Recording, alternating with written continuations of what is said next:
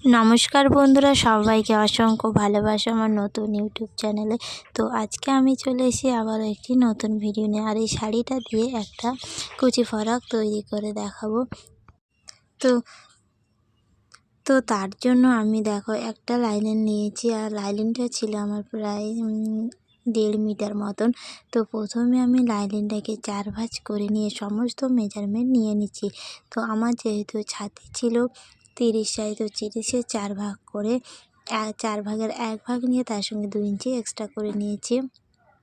তো দেখো, এটা যেহেতু কাস্টমারের জামা ছিল, তো তার জন্য আমাকে খুবই যত্ন সহকারে কাজ করতে হয়েছিল। তো দেখো, আমি আলতো হাতে শেপগুলো খুব সুন্দর করে নিয়েছি। তো তারপরে আমি এটাকে কাটিং করে নেব। আর কাটিং করার পরে আমি যে লাইনিংটা কাটিং করলাম, তো সেটাকে মেন কাপড়ের উপর বসিয়ে সমস্ত পার্টগুলো আমি পার্টগুলো প্রথমে ব্যাক পার্ট, সামন পার্ট লিখে নিয়েছি।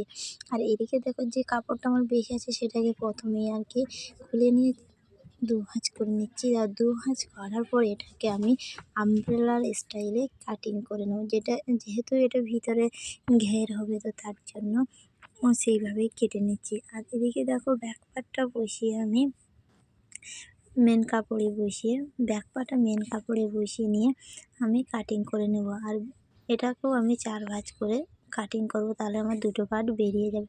আর যেহেতু এটা ব্যাক পার্ট ছিল, তো বগলের শেপটা আমি পরে কেটে নেব সামনের পার্টে।